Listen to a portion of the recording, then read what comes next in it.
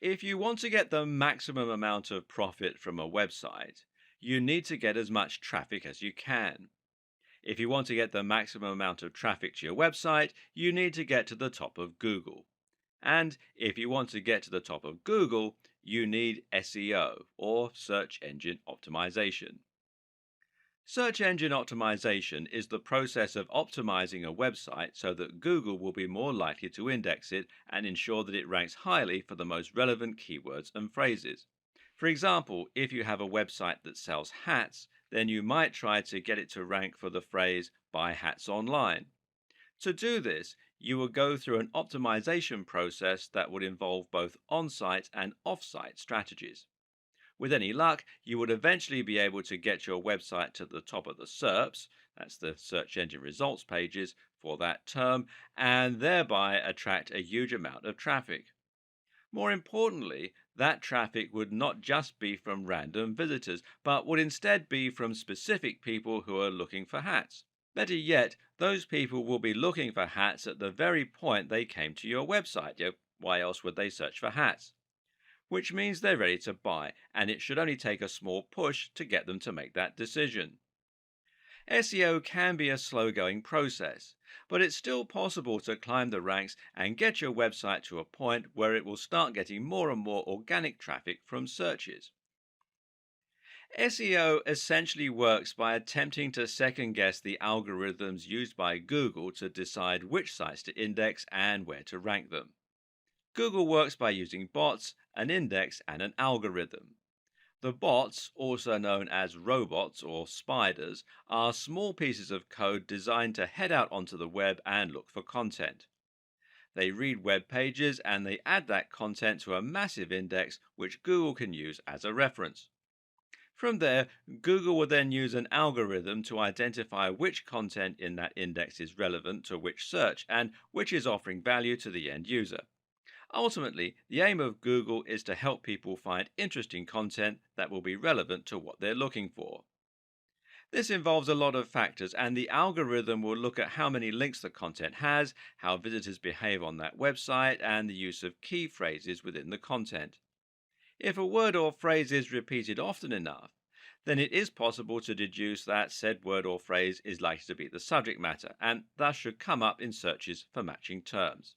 SEO basically works by predicting and guessing how the algorithm works, because no one can be completely sure, and then using that information in order to engineer your website to get the maximum number of hits. It means gaming the system, and this in turn can allow you to trick Google into believing that your site should be number one. Of course, it's not quite that simple though, and actually, as we dig deeper, we'll see there are other more efficient ways of looking at SEO. Apart from anything else, Google is constantly updating its algorithms, usually with words beginning with P like penguin, panda, and pigeon, and that means second-guessing Google can get you into trouble. Being effective at SEO means having an up-to-date understanding of how it works and knowing the core principles that underpin the different strategies. That's where this video series comes in. Keep watching and you'll learn which old, outdated strategies you need to avoid, how to work with Google to get the very best results, and how to future-proof your site for upcoming changes. This is the modern guide to SEO for modern marketers and site owners. This is your SEO Bible and your key to unlocking incredible success on the web. We're going to start this series with a little history lesson. Why? Because understanding how SEO used to work, how it has progressed, and what you now need to avoid is a very good way of creating context and helping you to understand what SEO means today. When SEO was first born, Google's algorithm was a lot simpler and manipulating it to your own ends was a lot easier as a result. Back then, Google looked at two key factors in determining its rankings. Those factors were keyword density and links profile. Your links profile, also called your backlinks profile, is essentially determined by how many links you have pointing to your website coming from other sites. This serves two important roles. Firstly, links help Google's robots to find your website. Bots crawl the web by reading content and following links from one site to another. If you have a link on a site that Google has already indexed, then this will allow it to find yours and add it to the network. At the same time, Google views links as testimony, assuming that a website would only link to another website if it thought said website was good and had something valuable to offer its users. Google would also assume that if you have links from 20 websites about hats, then your site is probably going to be about hats as well, especially if the anchor text has your search phrase in it. The other factor was keyword density. Keyword density meant how many times your website would repeat the words that you were trying to rank for. The more content you had and the more often you repeated the same phrase throughout that content, the more likely you would ultimately be to get ranked for that search term and to show up high in the SERPs. Of course, it was also important to research the keywords and to make sure they were actually being searched for. For this, marketers could use Google's keyword research tool in order to check the volume of searches and to get an idea about how much competition there was. A savvy optimizer would then be able to look at terms with the highest search volumes and lowest amount of competition and then try to rank for those phrases specifically. This simple algorithm makes a lot of sense in theory and should have helped Google to find content that people will be looking for quickly and easily. It would read the content in order to see which site was the most relevant for that term, and it would look at which sites had the most links from other websites. But the problem was, people eventually cottoned on to the way this worked and began to take advantage of it. Search engine optimizers realized that all they had to do to get to the top of Google was to create as many links and as much content, with keywords, as possible.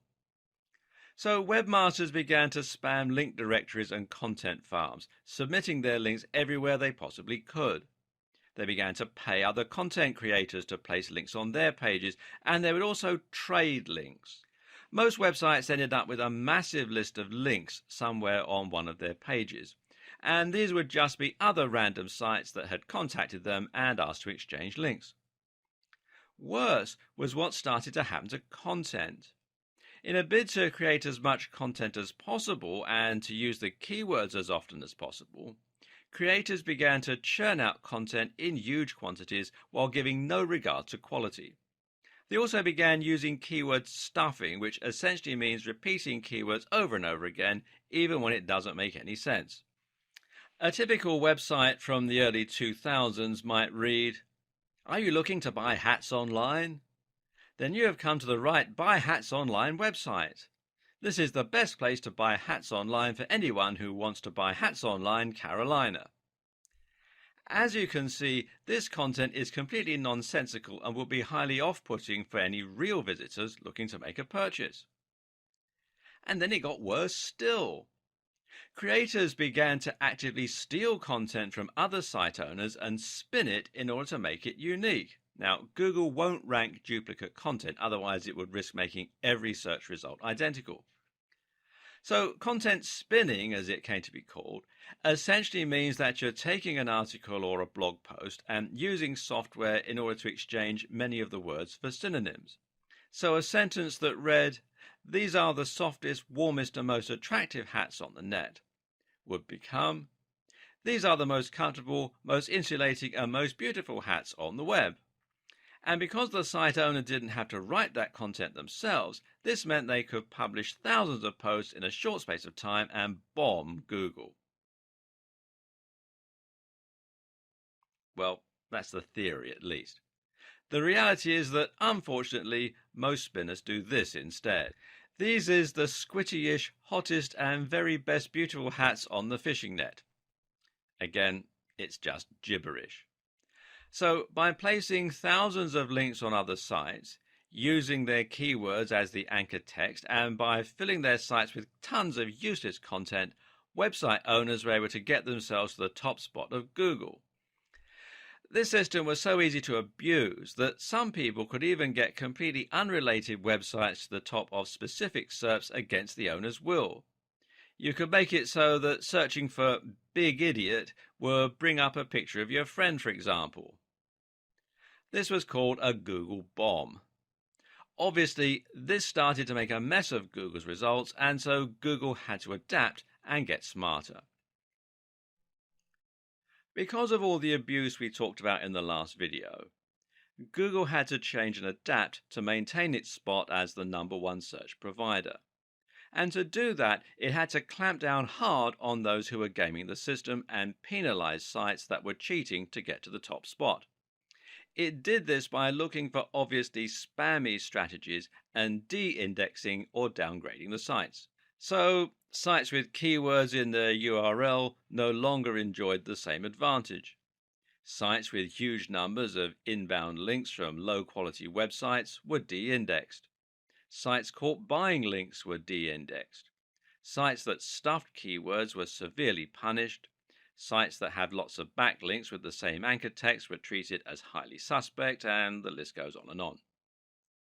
Meanwhile, Google started to show preference towards sites that were longer, that linked out to other quality resources which previously would have hurt your SEO, and more.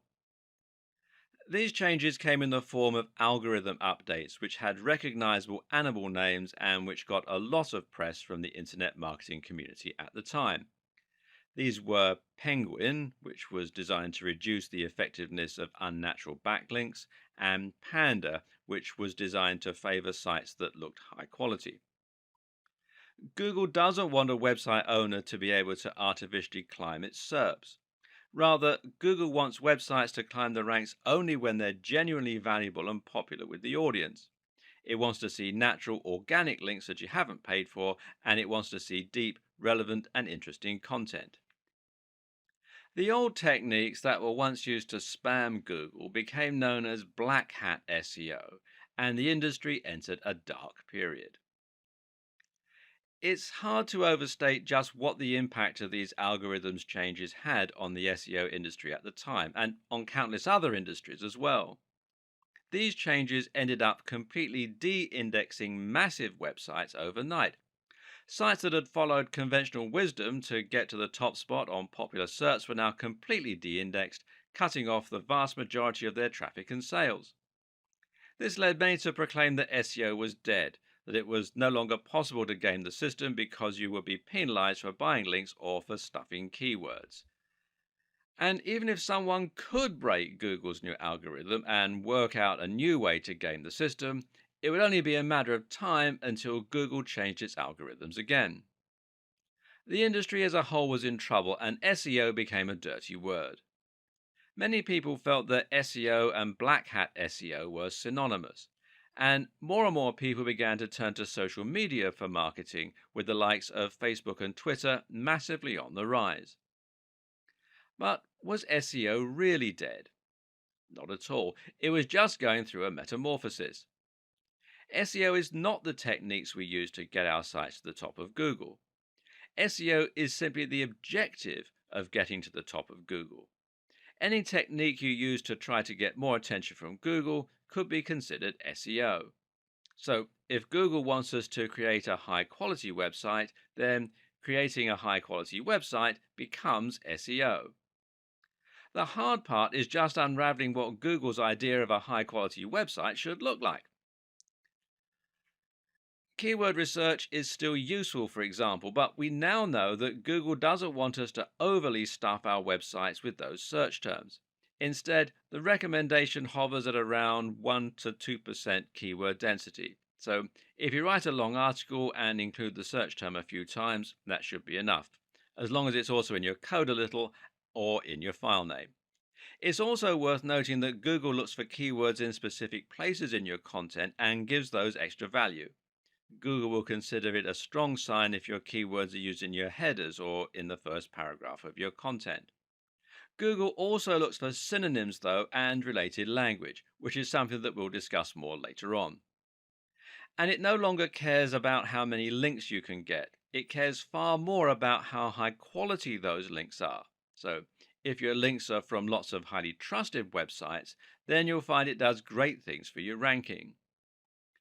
Google is also now looking at things like bounce rates, how long someone spends on your website, and it's looking at how your site renders on mobile and how quickly it loads. You can now get penalized for typos and mistakes. And Google is also looking at social sharing signs.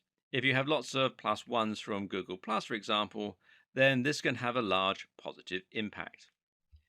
In short, Google is looking for signs of quality, relevance, and great design. At the end of the day, Google does not care about you as a content creator. You're not Google's customer. Google's customer is the end user who searches for a key phrase because they want to get relevant information or find the answer to a question.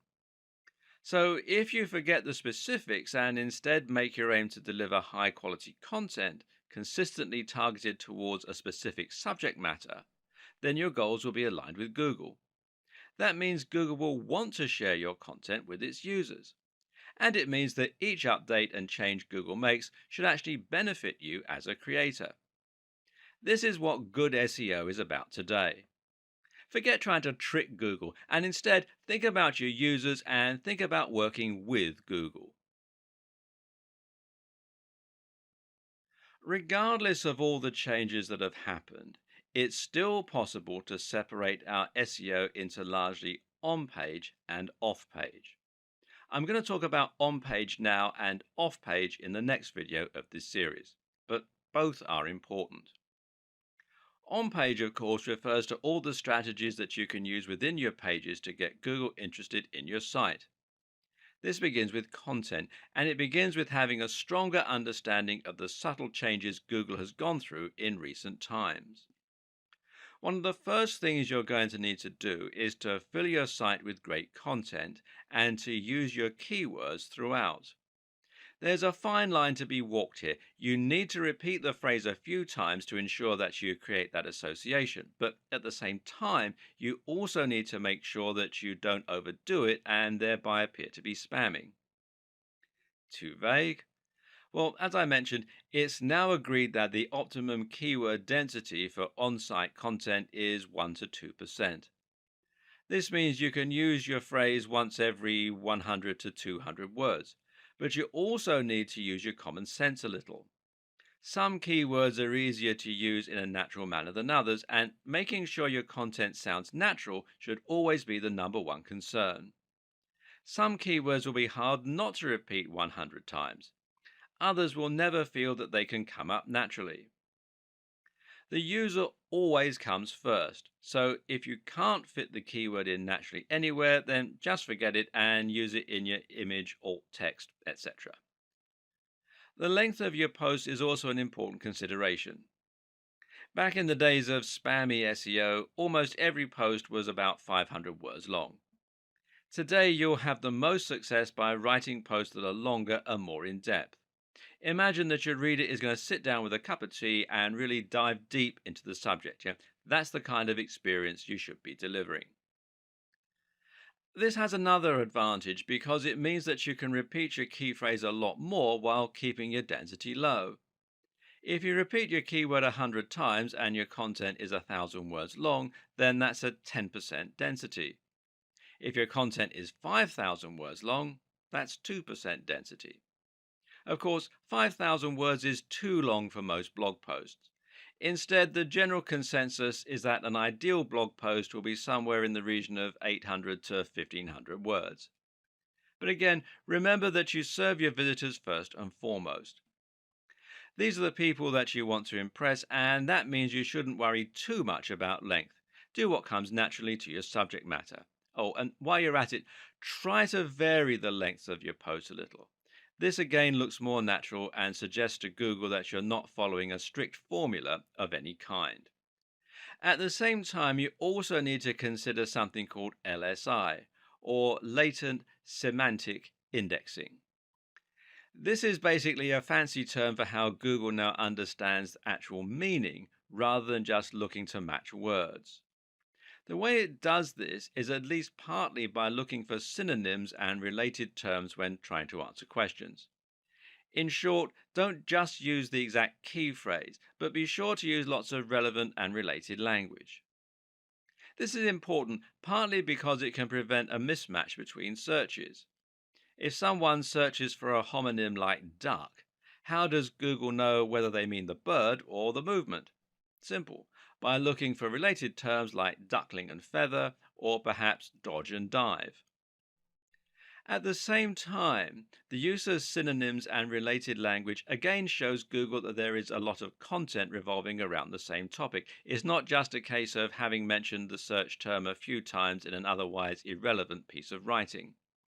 So, if you're writing about bicep workouts, then you need to make sure to include lots of related language like arms, triceps, dumbbells, training, weightlifting, etc. Doing this will confirm the subject matter of your site and will look a lot more natural and useful than if you just use the phrase. And for the same reason, it can also be a good idea to use variations on your key phrase and to have secondary search terms.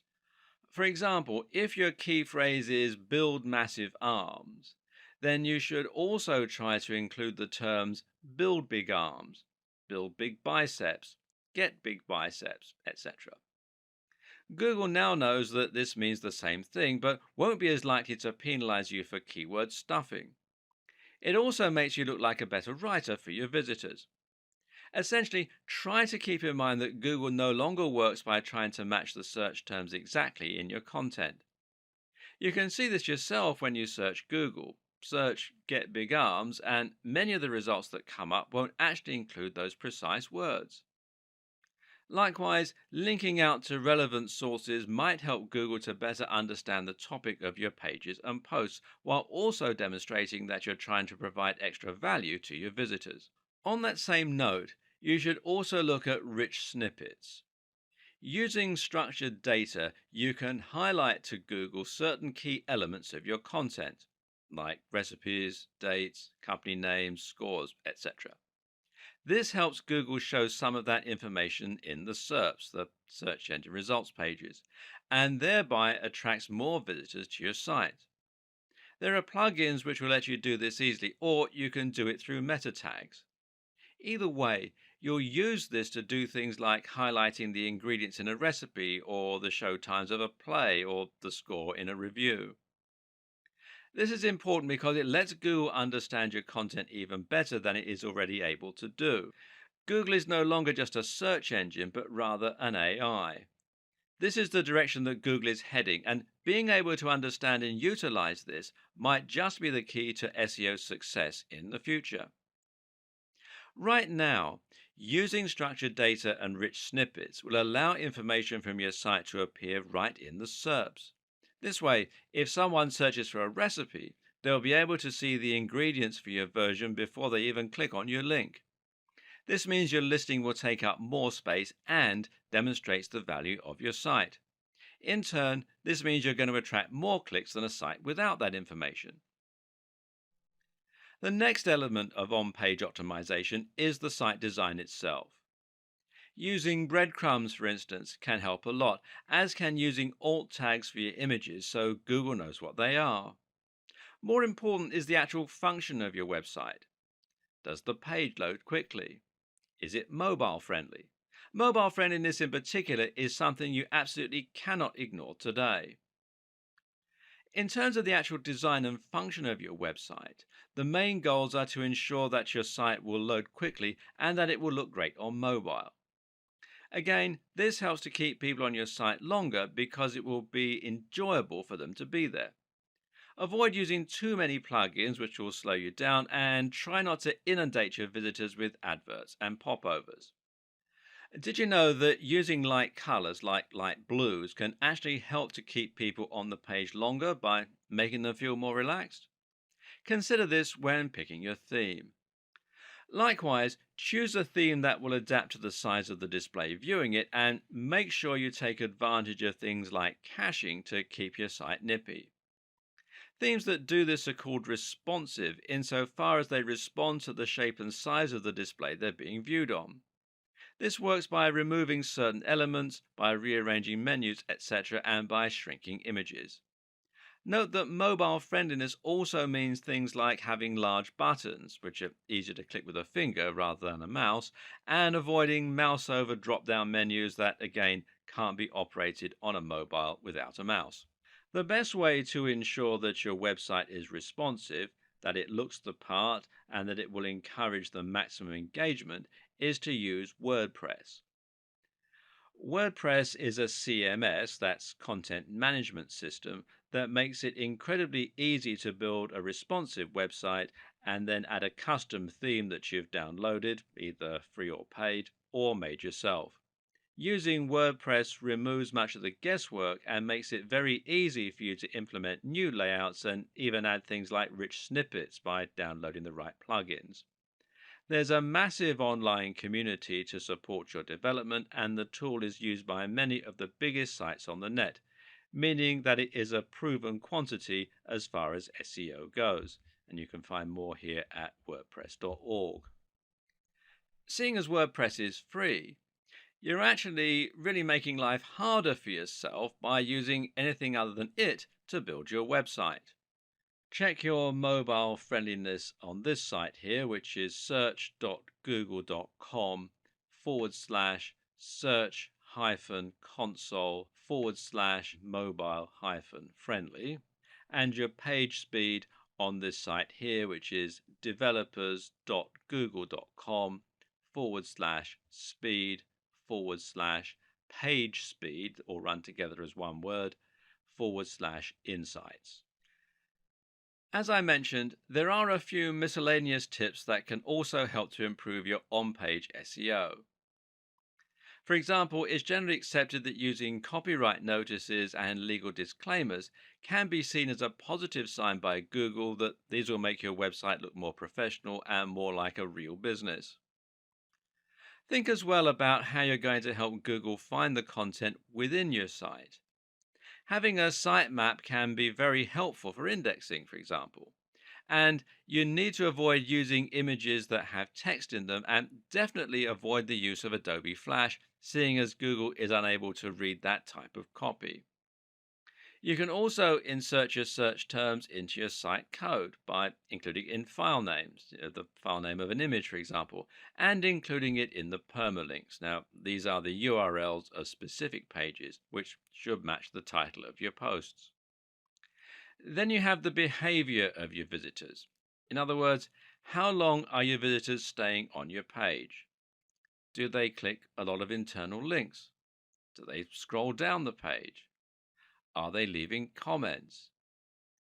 Google wants to see that your site is offering value to your visitors, and the best way they can do that is by looking to see if people are actually enjoying the content you've created. Your site design is all about getting your visitors to spend a long time on your page and then to interact with it. You can do this by using related posts and by making your comment section appear more interesting and easier to use. But you should also do it by simply ensuring that your site looks great, performs well, and is filled with interesting and relevant content. Try to avoid adverts or bad design elements that are going to instantly put people off and cause them to leave your website. Remember, Google wants to see that people are spending time on your website, and the best way you can ensure this happens is by making content that people want to read. Moreover, you need to ensure that content is presented in a way that encourages people to stick around. Forget dense blocks of text with no images. Instead, create content with lots of headers that's well spaced out and that uses large, beautiful pictures throughout. In terms of the actual writing, try to use a narrative structure where possible to really pull people in. Tell a story. Use cliffhangers and make it impossible for your visitors not to move down to the next line.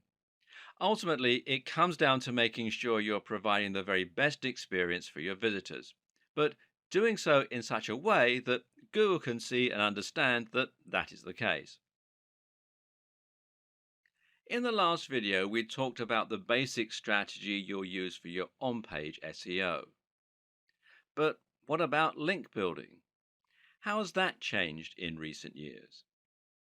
Once again, the key is to focus more on quality rather than quantity. If you once had 1,000 different links all coming from low quality websites, this could now actually stand to hurt your SEO, as it will look like link spam. If you've been guilty of using these old practices in the past, you might want to consider Google's link disavow tool, which you can find here at google.com/webmasters/tools/disavow links main $PLI equals 1. And there is a posting on Google's blog which explains how the tool works and everything, and you can read more about that at support.google.com/webmasters/answer/2648487 HL equals EN. And what these tools do is it allows you to tell Google that you didn't ask for the low quality links and thereby prevent them from affecting your ranking. The fact that tools like this exist show that Google does still support good SEO, by the way. Once you've removed all your low quality links, you need to start looking for high quality links. Which ones are those? Simple. They're the ones that follow all of the advice that we gave in the last video on on-page SEO. These should be sites that are relevant to your niche/industry, but also ones filled with the very best quality content and which seem to have an entirely engaged user base. In other words, look for the very best sites in your niche. Make your site as good as theirs and then approach them for a link. The sites that Google will rank highest for a particular search term are the ones that appear the most relevant and that have the best content and the best design. At the same time, though, they will also be the ones that have the most trust.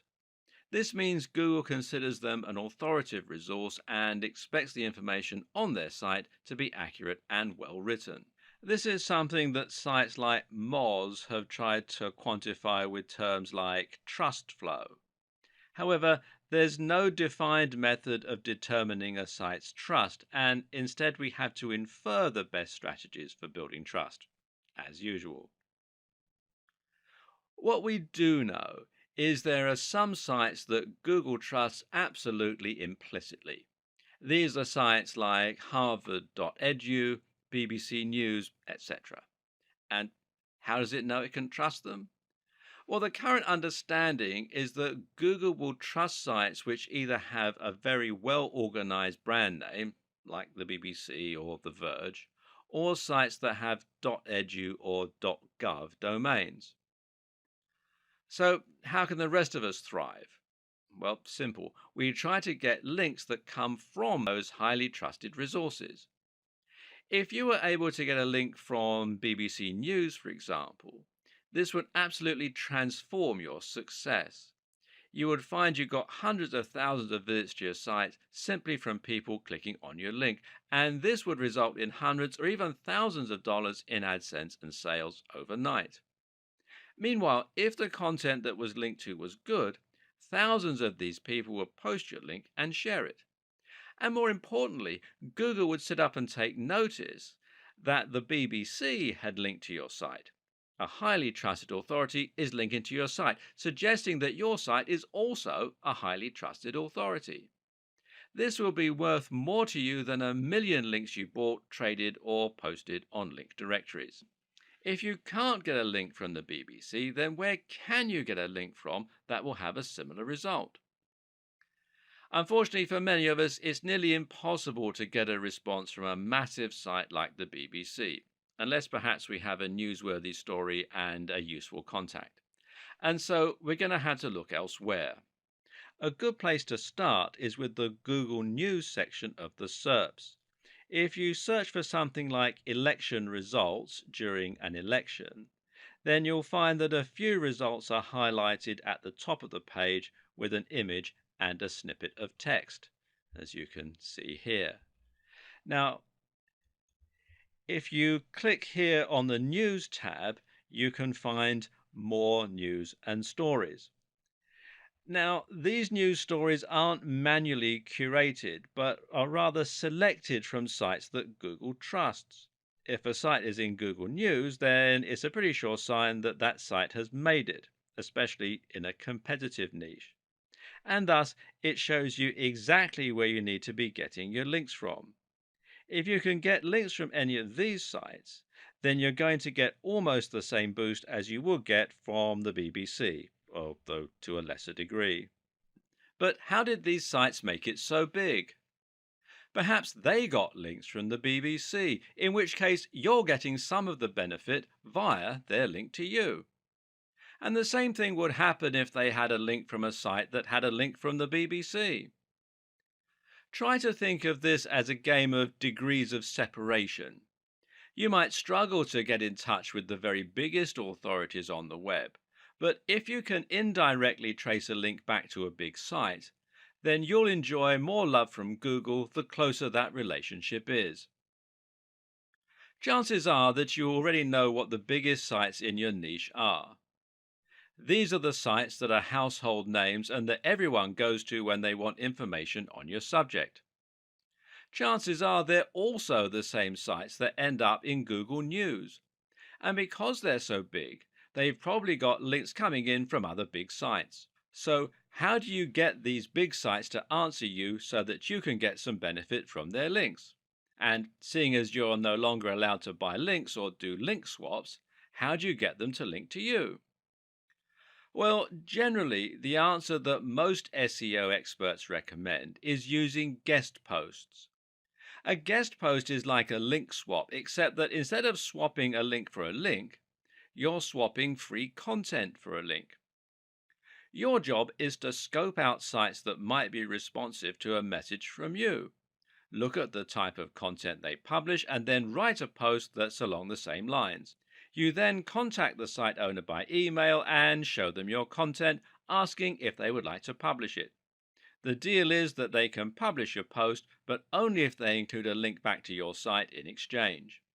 They can do this by putting your link and bio in an author box, or they can do it by including your link naturally in the content of the article.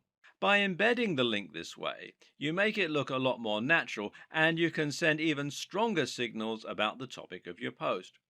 And remember that it's also highly important for the topics of sites linking to you to match the topic of your site. And this way, you're not only posting on a site you chose in your niche, but you're also filling it with a directly relevant post.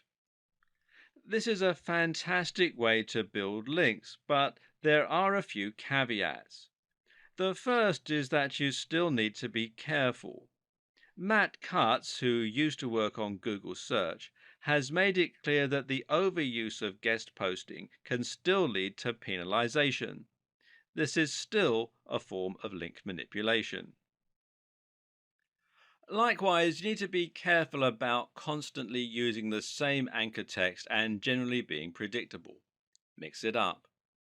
Finally, consider that it will still be hard to get an answer from top influencers in your niche. The solutions include making sure that your content and the site you're linking to are great quality so that the creator will be happy to be associated with them, delivering real value in the guest post, spending some time developing a relationship first, perhaps by sending some emails and maybe by leaving some comments on their blog, starting relatively small and working your way up. Look for blogs that are just ahead of yours. Each time you succeed, your site will get bigger and you'll be able to approach a slightly bigger influencer next time. Use your existing contacts. Maybe you have a friend who owns a blog. Network in person. And for making a big impact, nothing beats the power of actually meeting a blogger or a site owner in person and making a connection that way. Go to SEO networking events and generally don't be afraid to pick up the phone. A key lesson to apply to pretty much every aspect of SEO is not to get carried away when you find ideas that work. For example, just because quality is key, that doesn't mean that you need to disavow every low quality link and only ever build links from the top sites. Why? Well, you guessed it. It looks unnatural again and actually looks like manipulation. Take a look at sites like the BBC and you'll see that they have a huge and highly diverse link profile. They'll have links from massive sites but also tiny spam sites. When a site is truly successful, it'll lose control over all of its links, and this can be useful to make your links profile as diverse as possible. And one of the very best ways to do this is with link bait. Link bait is an article you've written specifically to try and get as many links to it as possible. How? One answer is to make your article a powerful resource, meaning that it will become a place for people to learn a particular subject matter. An example of this is the excellent guide to testosterone published on the art of manliness. This post goes much more in depth than many similar blogs on the same subject, and as a result, countless other articles have linked to it as a resource. Another option is to create a post that will somehow support a discussion. A good example of this is the post How to Win an Argument with a Nutritionist, which includes links to studies that disprove outdated notions about nutrition. The article is perfect link bait because people will regularly use it in online arguments to prove their point. Finally, one more very useful strategy for your backlink strategy is to perform backlink research for other sites. Look at your competition and look at which sites have got the most traffic in your niche. Then, once you've found which ones those are, try to get links from the same site. Not only does this method ensure that you're going after the right links that have a proven track record, but it also helps you to find links that are likely to allow guest posts. Good SEO means forgetting SEO and concentrating on your user. It also means forgetting SEO insofar as you're going to be trying to merge your different marketing strategies to create one bigger approach. It means trying to write amazing posts and share them on SEO so that you get more links, and it means writing great content that keeps people on your page longer. Stop thinking in terms of SEO and social media marketing, and instead think about your SEO in terms of content marketing. Regardless of your strategy, there is no doubt that content is absolutely the most important asset when it comes to attracting traffic and impressing Google. But just what is content marketing? Content marketing is about creating content that will help Google to find your site and posts and to ensure you rank highly in the search engine results pages.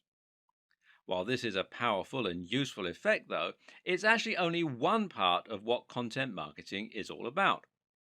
At the same time, content marketing is about building a relationship on your site and ensuring that people begin to trust what you have to say. It means demonstrating your knowledge and point of view to the point where people seek you out as an authority. Once you get to that point, you'll be considered an expert in your field and you'll be able to greatly influence your audience, possibly influencing their buying behavior. So, how do you get to this point? Well, the key is to think about the sites and blogs that have influenced you over the years and the ones you read regularly. This isn't about building trust with Google, but rather it's about building trust with your readers so they want to keep coming back. The main thing normally is delivering value. Each post you create for your blog should provide some useful and/or interesting information that is actionable. At the same time, it should offer something that isn't available elsewhere, and it should be in-depth and comprehensive. This differentness is incredibly important and is something that all too frequently gets overlooked.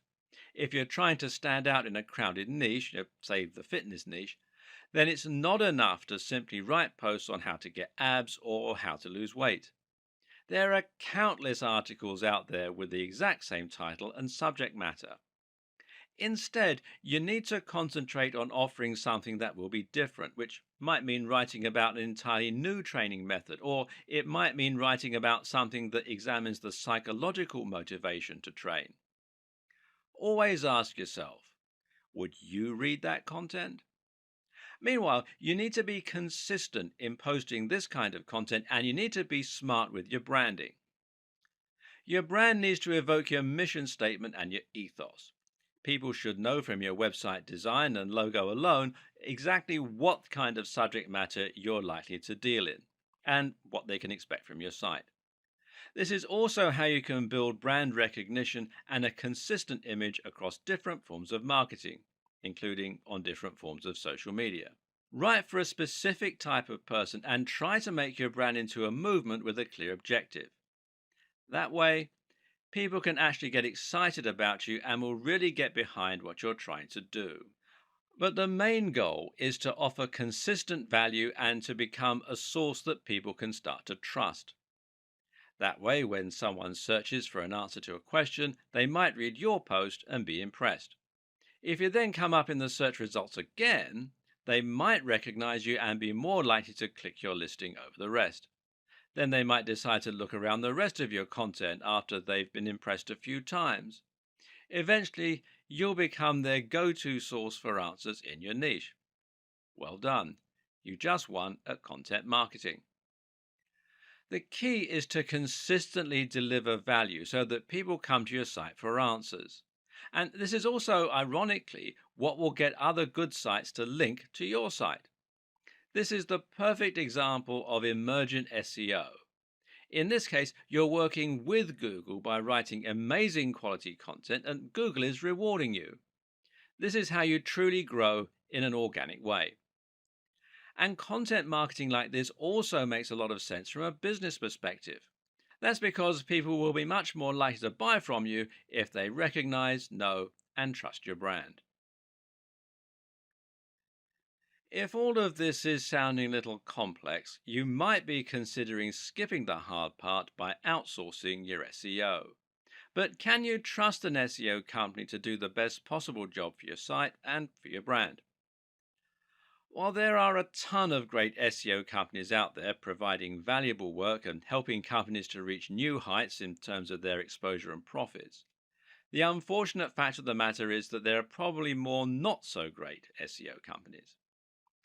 These are the companies that didn't get the memo when Google changed. They're the companies that still insist on keyword stuffing and link spam. Worse still are the companies that knowingly don't do anything and just take your money. And the problem is that it isn't easy to tell the two apart. How do you know if your SEO company is offering great value for money or whether it's actually just twiddling its thumbs and sending you large invoices every few months? Now, this isn't a problem you face with most other industries. If you hire someone to paint your fence, then at the end of the day you can see the work they're doing and you can decide for yourself if you're getting your money's worth. Ultimately, your fence is either going to be painted or it isn't. There are no half measures. The same is true for cleaning companies and marketing consultants and for accountants. But when you hire someone to do SEO, you actually can't see the results right away. It can take months for SEO to have a positive impact on your site's ranking, and even when it's been done well, there's no guarantee you'll get to page 1. And worse, most people don't have a comprehensive knowledge of SEO, and so they don't know what the companies should be doing to help them get the best results. How can you check on someone if you don't know what they're meant to be doing? In fact, even if you handle SEO yourself, it can still be hard to know if it's working or not. There are some metrics and tools you can use to measure how well your site is doing, though, and I'll talk about them in the next video.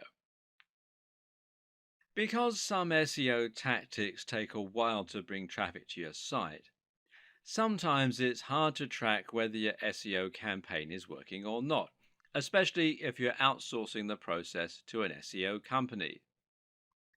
One thing you can do, though, is to ask the SEO company to provide you with the metrics regarding the SEO campaign, and some of these metrics can be more useful than others.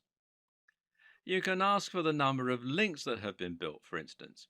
Ask for the page rank of the pages where those links have been built, although page rank is now largely a depreciated measure. And use everything you've learned in this video series to ensure that those are high quality links and not just link spam. You need to think about long-term results, not a short-term boost. And you can track changes in your position in the SERPs, that's the search engine results pages. Many SEO companies will use tracking software which lets them see your site climbing the rankings for different terms over time. They can use these to deliver you a report showing how your site has climbed since their intervention.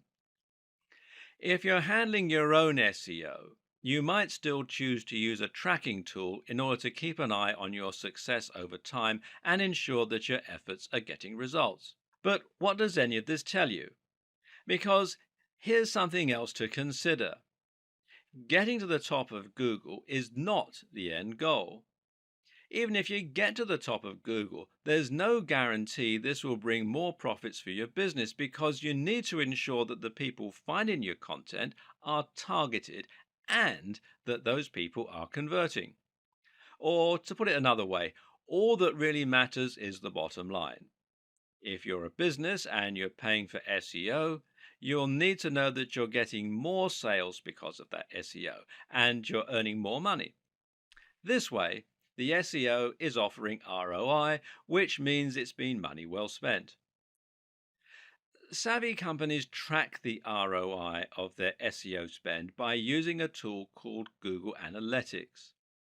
This is the most well-known analytics tool for webmasters and marketers, and one particularly useful feature it has is the ability to set a goal and then track the traffic that makes it to that goal.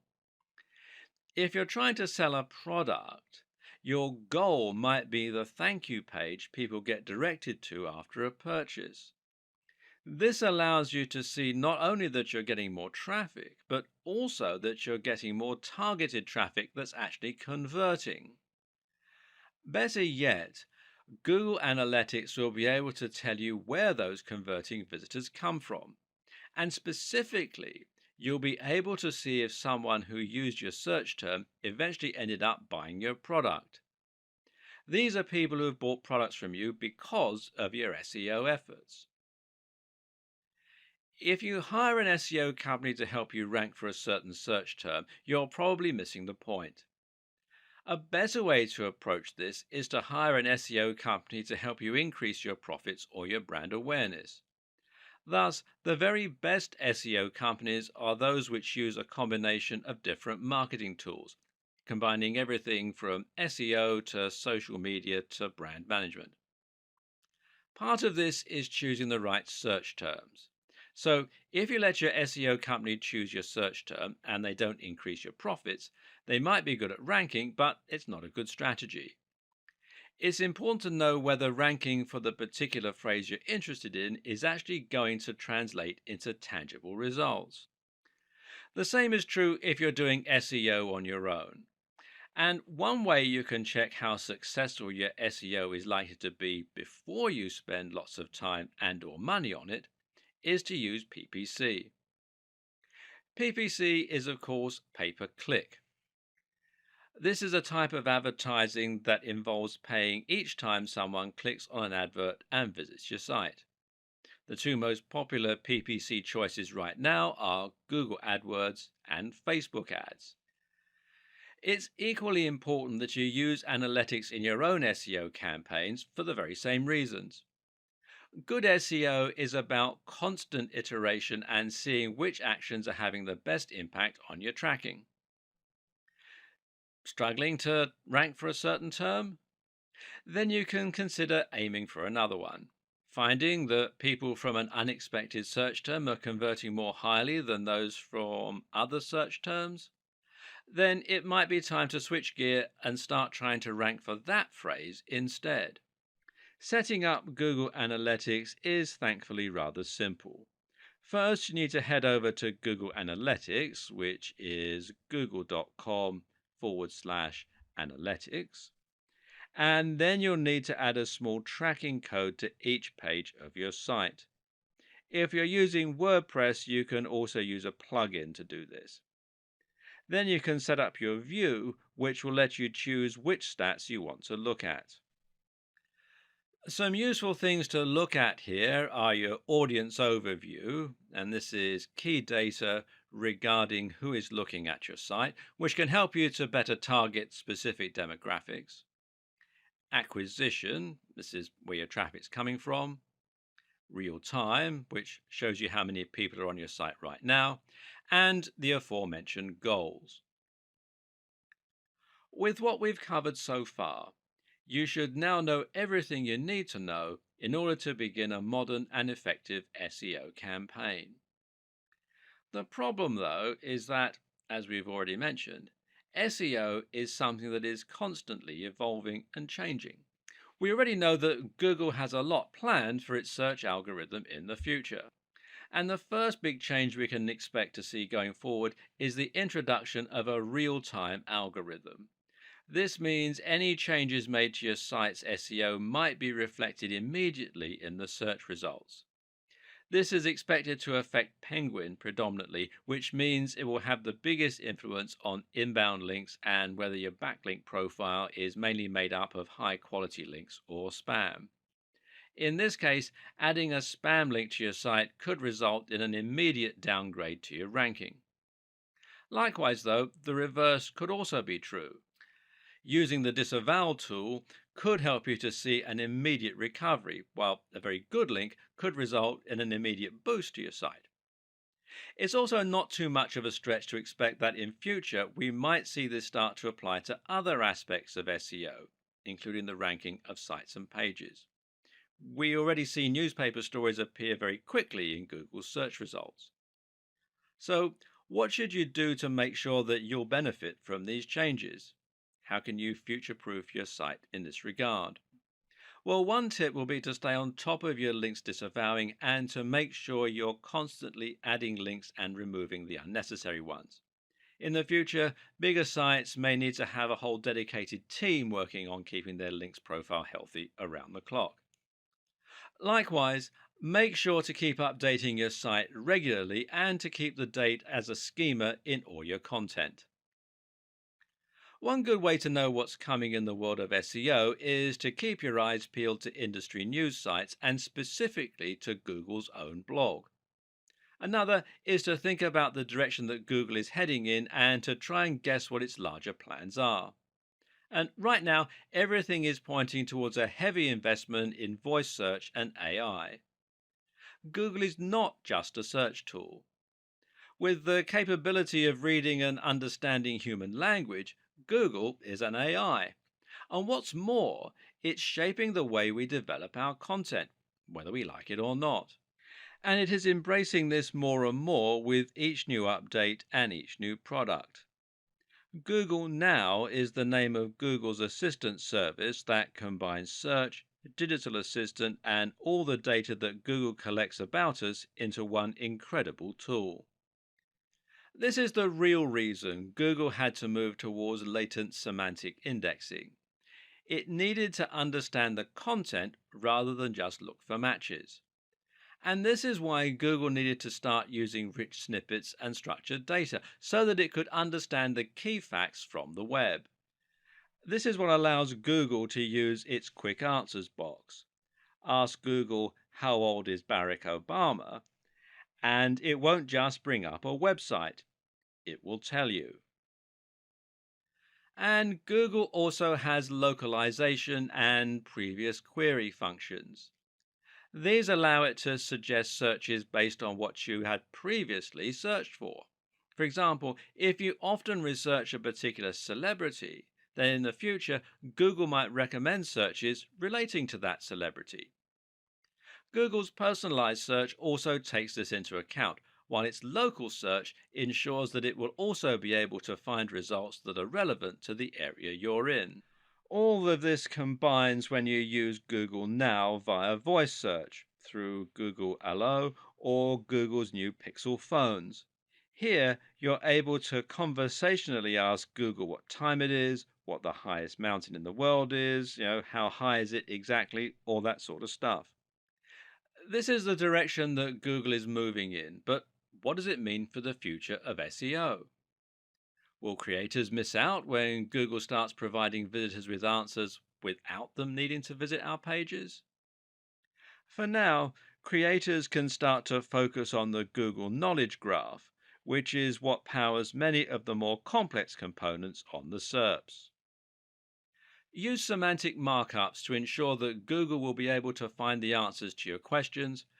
Build authority so that Google will know to trust your site, and try to use nouns in your language to make it machine readable. Being featured in Wikipedia is also thought to be useful for KGO, that's knowledge graph optimization. Linking out to quality resources is also thought to be good for your KGO. Will you gain visitors from being featured in the knowledge graph?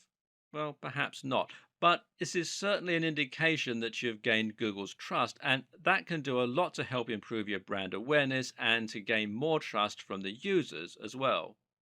For those reasons, it's certainly a worthy goal. We've covered an awful lot of ground and even speculated at what the future of SEO might entail. At this point, you may be wondering where to start and how to put everything you've learned into action. So let's simplify for a moment, shall we? Here are our key takeaways. First off, Google is getting smarter to the point of becoming an AI with a lot of personal information about its users. Google is increasingly understanding what content actually means rather than just what it says. You should not try to trick Google.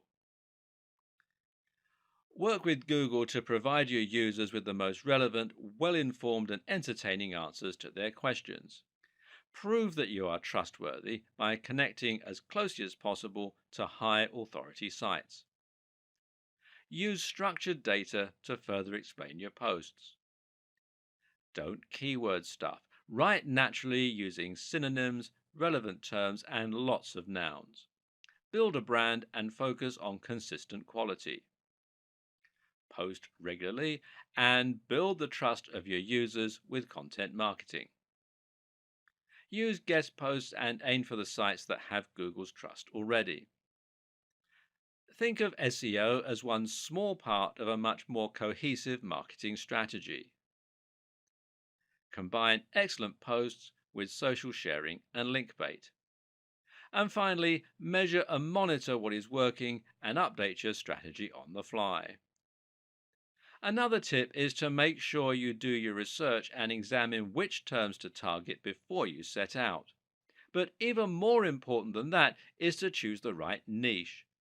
This means picking a niche that has a large enough appeal to give you a big market, but at the same time, it means picking a niche that won't be too competitive for you to make any dent in. Look for subject matters that cater to a specific audience and that people can really get passionate about. And make sure that you are passionate about it too, because when you really love what you're writing about, all the high quality content, all the great connections, and all the consistency really come to the fore. Stop looking for quick wins and focus on building a trustworthy brand filled with incredible information. If you do that and you do just the smallest bit of marketing to give yourself a push, then Google's algorithm should do the rest and reward your enthusiasm.